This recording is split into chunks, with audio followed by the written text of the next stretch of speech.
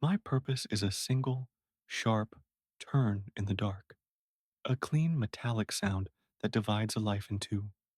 Before that turn, there is the waiting. I exist in a state of cold patience, lying on a polished wood surface that reflects the ceiling lights as distorted, elongated stars. I am one of many, a soldier in a silent army, arranged in neat rows within a grid of small compartments. My brothers and I are identical, our faces blank, our bodies cold. We do not speak, but we listen. We absorb the vibrations of the world around us, the low, constant hum of the computer terminals, the polite, hollow chime of the elevator arriving and departing, the distant, muffled cadence of a receptionist's voice, a smooth, practiced melody of welcome and farewell. Sometimes a hand, gloved in soft cloth, sweeps over me. It smells of lemon polish and duty. It erases the faint traces of the last person who held me, restoring my anonymity. I am made clean, returned to a state of pure potential. I have no memory of my own, only the echoes of the hands that have held me. I am a vessel, and I am empty. Then, the change. The air shifts. I feel the subtle vibration through the wood as he approaches. His footsteps are not heavy, but they are deliberate, the sound of a man walking a path he knows too well.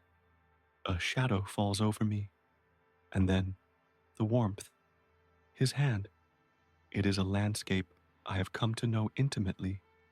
The dry texture of his skin, the slight tremor in his index finger that he tries to conceal, the way his palm sweats just enough to make me feel slick, alive.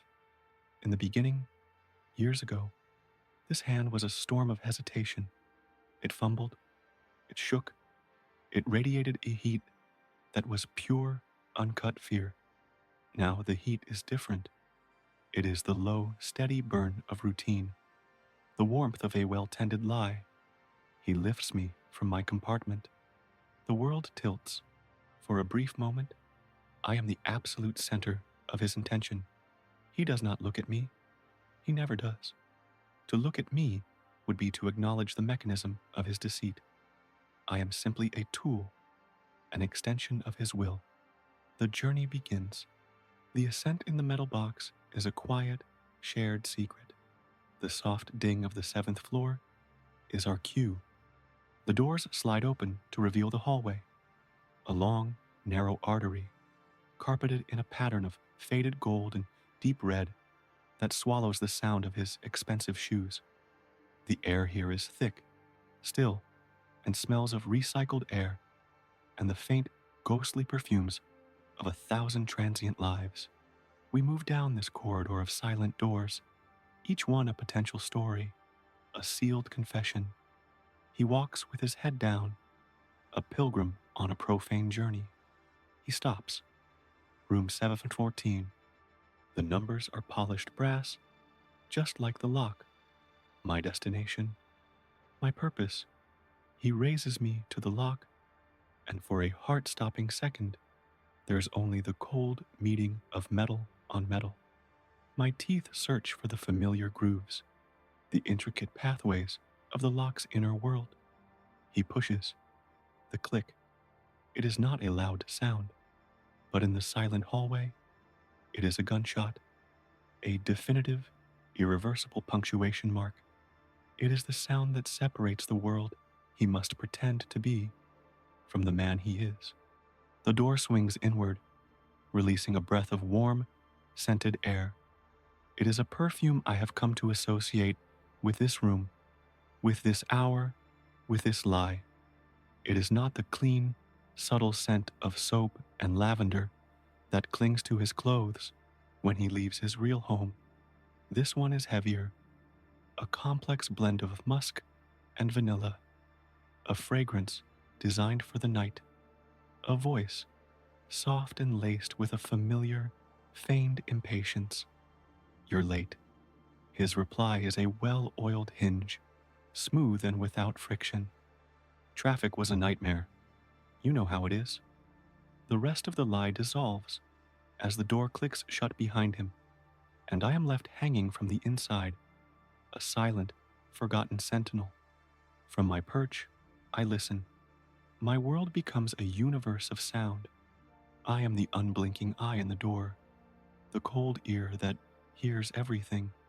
I hear the rustle of his suit jacket being draped over a chair, the soft thud of her shoes on the thick carpet, the clinking of ice cubes in a glass. In the beginning, these sounds were frantic, charged with the electric energy of the forbidden. Their whispers were desperate, their laughter sharp and nervous. I remember hearing her say once, her voice trembling, "I can't believe we're doing this. Someone will find out." And his voice, thick with a passion that has long since evaporated. Let them. I don't care. But passion, like fire, consumes its fuel. Now, the sounds are different. They are muted, efficient. The clinking of glasses is no longer a toast to stolen moments, but the perfunctory start of a monthly ritual. The whispers are not of love, but of logistics. Did she ask where you were? Her voice, a thin thread of sound from the other side of the room. The insecurity is a permanent watermark in her tone. I told her it was the quarterly review in the city. She doesn't suspect a thing. She trusts me. The words are smooth, polished stones, worn down by countless repetitions. The word trust sounds obscene in this room. I listen to the silences between their words. They are longer now. They are vast, empty spaces filled with the low hum of the air conditioner and the things they can no longer say to each other.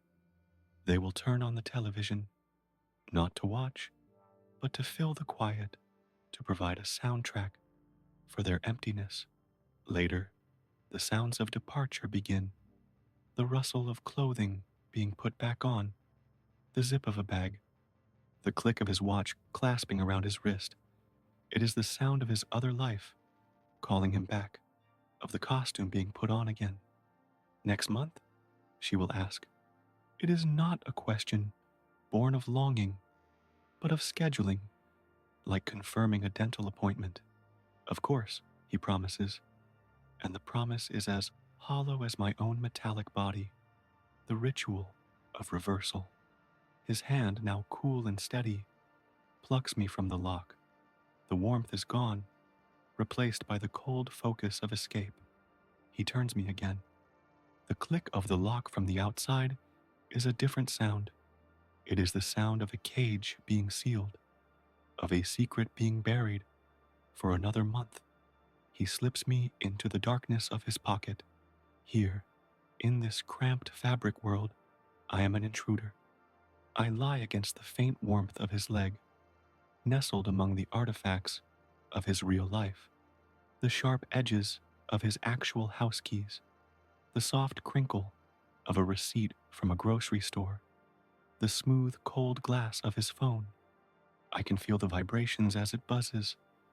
A message from his wife, perhaps. A picture of his child. A question about dinner. I am a cold, hard piece of a lie, hidden in the very pocket of the truth he wears. The two worlds, separated by a thin layer of wool. I do not judge.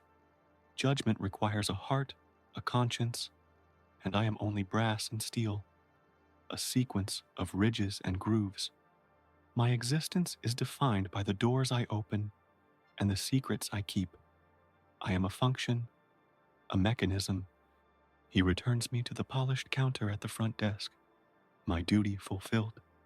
The brief warmth of his hand fades, and I am once again cold, anonymous, my surface wiped clean, ready for the next hand, the next door, the next secret. He thinks he leaves me behind. He thinks the story ends when he walks out into the night air. But he carries my ghost with him. He carries the memory of the click, the weight of the silence I guard. His wife thinks he travels for work. She believes he brings home stories of meetings and presentations from other cities. He brings home nothing but the faint, almost undetectable metallic scent of me on his fingertips, the scent of a simple hotel room key. Humans build doors to create rooms, to define a space they call home. They build walls to feel safe, to separate themselves from the world outside. But they use things like me to build other walls, invisible ones that run through the very center of their homes, through the very heart of their lives. They believe they are locking others out, but they are only ever locking themselves in, alone, with the silence of what they've done. The door is locked, the lie is safe, and I am waiting.